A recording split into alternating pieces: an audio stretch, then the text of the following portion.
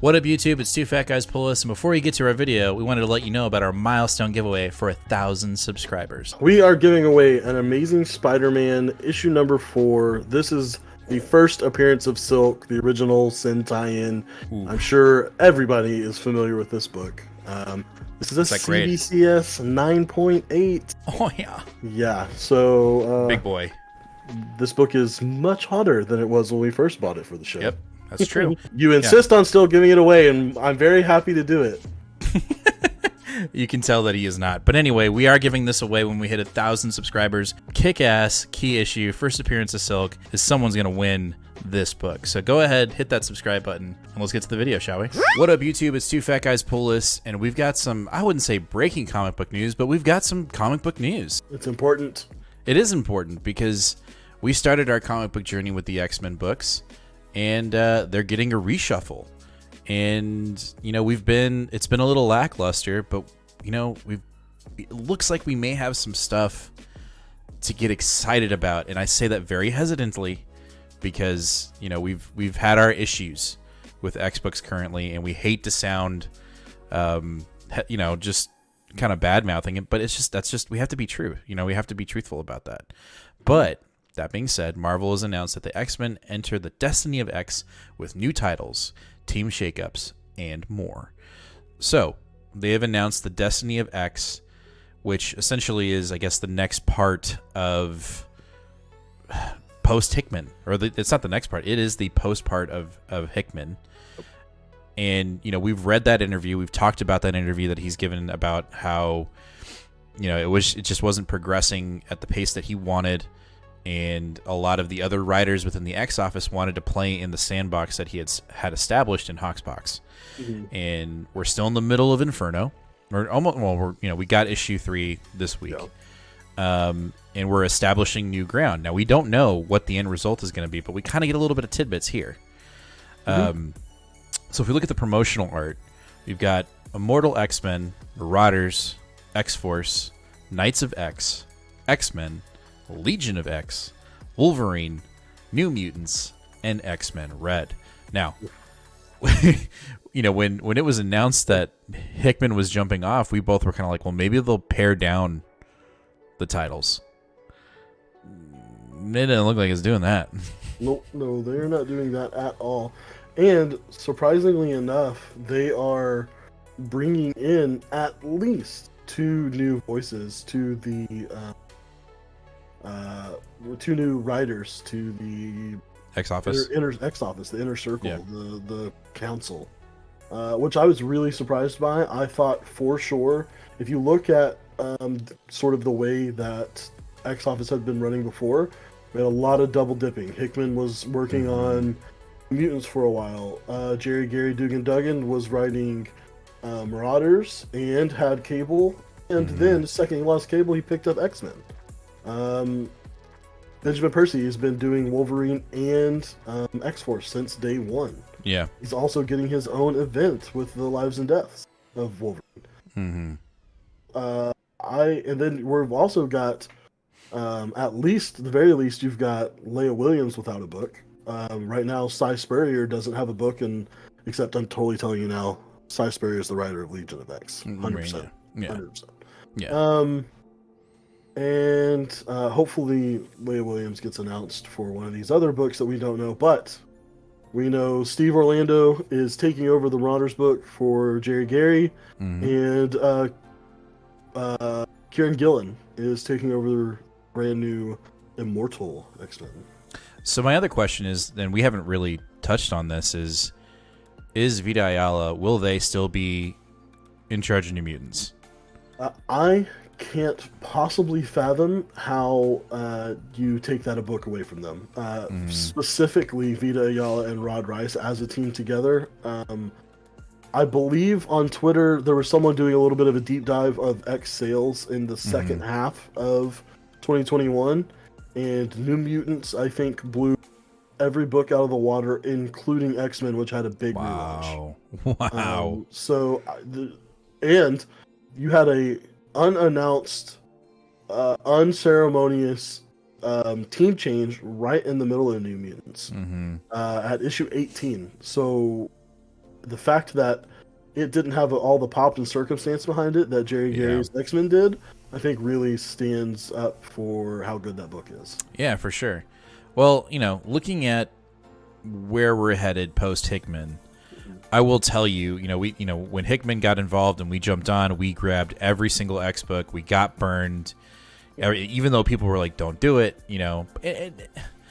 Let's be fair. There were really good books at the beginning, and then COVID hit, and things went awry. Right? So I'm not gonna give the people that told us you shouldn't have done that any credit.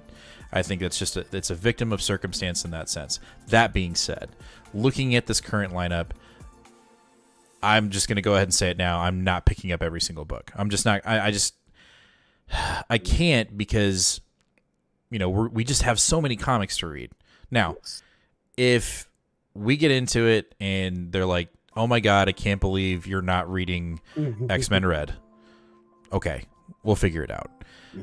Me personally, looking at this list, I think for me, I'm intrigued by Immortal X-Men. We'll jump into that. We've got an article on that. I'm giving Marauders its annual. So if the annual pops, I'm sticking on that. X-Force, I think I'm cutting. Knights of X, I am intrigued just by that name alone. So we'll have to see where that goes. I'm sticking with Gary Jerry. Hopefully he's still on. It hasn't been announced, and we're talking about shakeups. In a couple days, it could be announced that he's no longer on the book. I don't know, but I'm going to stick on the main X-Men title. Legion of X, I don't think so. Wolverine, I'm done. I'm sorry. Unless Lives and Death, if Benjamin Percy just destroys it, I think I'm done with Wolverine. Well, and the editorial team has done a lot of work with trying to convince us that the events that happen in Lives and Deaths are going to totally change the Krakoa era. Really? Even though we've been really getting kind of shoved that shit for a while now with Trial, Magneto, and Inferno, and I just don't know. We'll see. Well, Inferno, I will say this: I've already read issue 3. I know you got some time to catch up. We got some things to catch up on. Things are changing. I just don't know how drastically. So Wolverine is. I think I'm done with Wolverine. New Mutants, as long as VDIL, as long as they're on it, I'm on it. X-Men Red, I don't know. I have no experience with the previous X-Men Red, which apparently I guess is Jean Grey having her own team.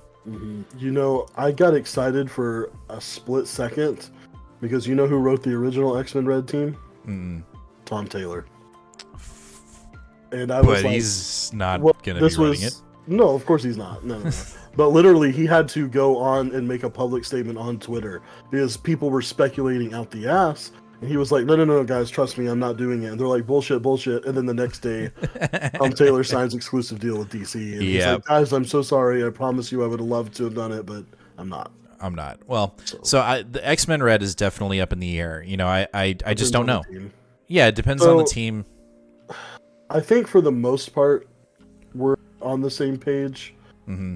Immortal X-Men, I think I'm going to give it a shot because of Kieran Gillen alone.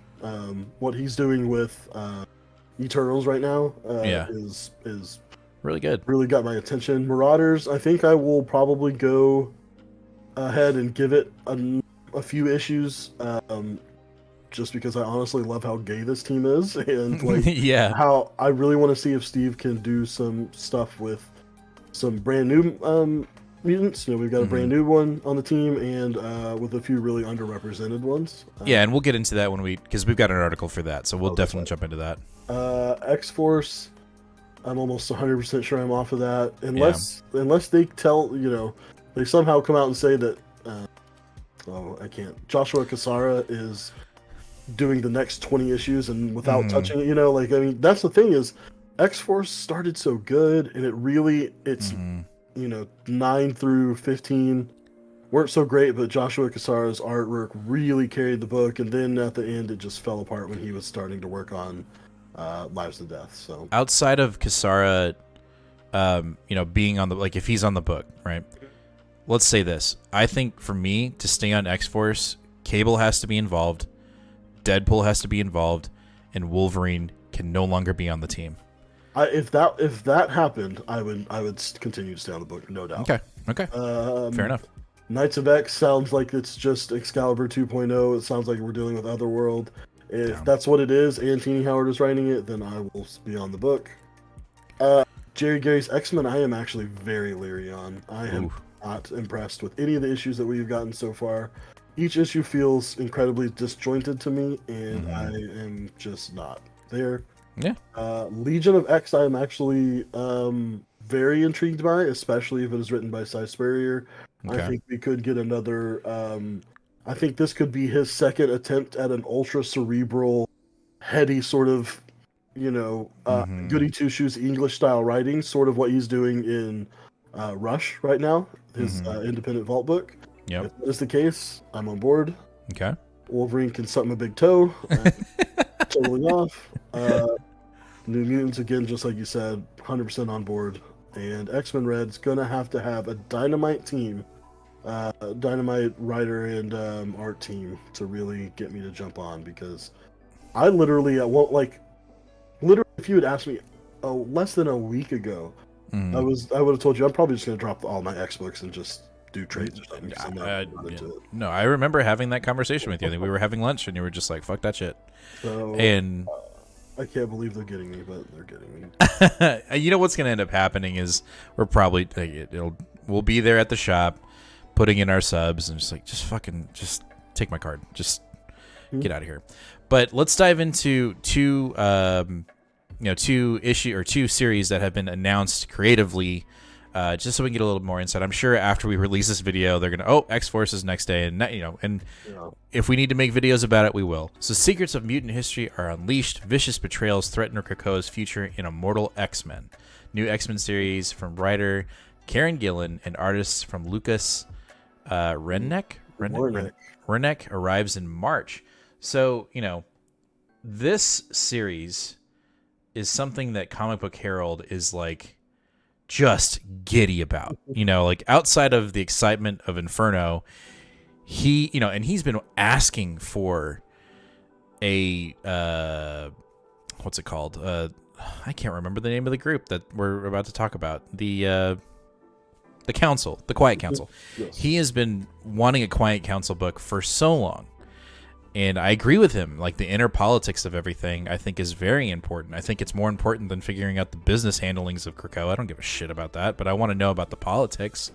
You've got these very prominent mutants leading the way, Right. And I'm definitely intrigued. If you're looking at this promotional cover by Mark Brooks, you've got, some, standard people that have been on the council. Magneto is not present. That's a little weird. But the thing that I like the most, and I'm going to hope that this is the case, I think we're actually going to get a Rockin' Mutants on the council. We've got three prominent ones in the foreground, who were in charge of, part of creating Mars as the new mutant haven. I'm super stoked. Yeah, I am too. I think this could be like the book that really solidifies the what am I trying to say? The direction that we're headed in. Mm-hmm. It seems like this book could be like the leader book almost, instead Yeah. of we thought Jerry Gary's X-Men was going to be that, but I think it's going to be this book. I don't know why. It's just sort of maybe because it's the council, but I am excited to see Lucas Wernick get a actual ongoing here. He's done all the issues of Trial of Magneto, and I think he did like 2 X Factor issues and a couple Marauders issues, and just did some fill-in stuff. I think it fits. I think it fits well with the X Office. So are we assuming that Karen Gillan? I mean, this is the other thing. Is the X Office just going to go without a principal leader? I think that the X Office will go without a you mean like basically a replacement for Hickman? Correct. 100%. I think that you probably will not see that for a very long time. I think that in Marvel's eyes, the Hickman era totally failed. Because not necessarily of sales, yes or no, but because the whole thing was they were like, okay, we're gonna tout this as the second coming of Hickman, the second age. You know, he had his huge New Avengers run, which culminated in Secret Wars. This is gonna be part two. Like Hickman's gonna just come in and just blow it up, and the fact that it's all dead and gone now, I think that they are very leery to put any one person's name on it. And it just happened again. They're just gonna be like, we got a great team here. We're a Marvel team, and we're the X team. Yeah, there's no way they're gonna put someone's name. Well, we'll see how it works out. I'm intrigued with it. We're gonna see the inner workings of the council, the betrayals, the alliances. I mean, it kind of reminds me of Big Brother, but that's, we won't get into that. But that looks awesome. I really am digging. I mean, you put Mark Brooks on promotional. Yes, please.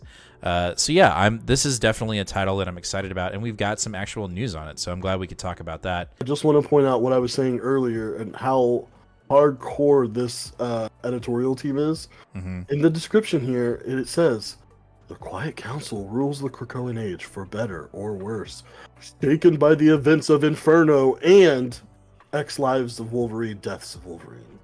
They are literally saying this is an event that's going to change everything. We'll see, man. I just don't know. I mean, I will say there is a Phalanx Warlock covered Wolverine in one of the issues. That does have me intrigued. That cover is cool. Yeah.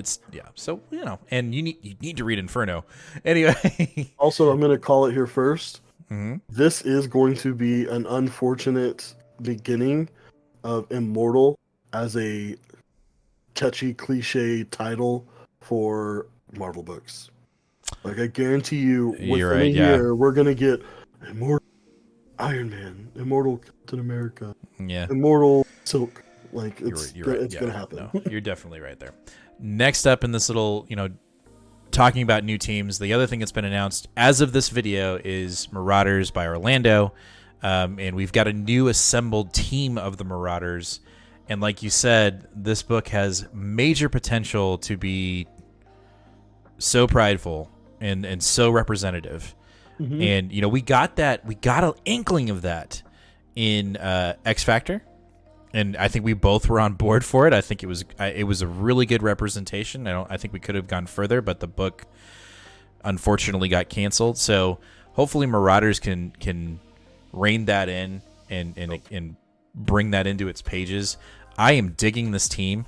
Obviously I love Kate, but you got your Bishop, you have Psylocke. I cannot stress enough, I am a Quinnon fan through and through.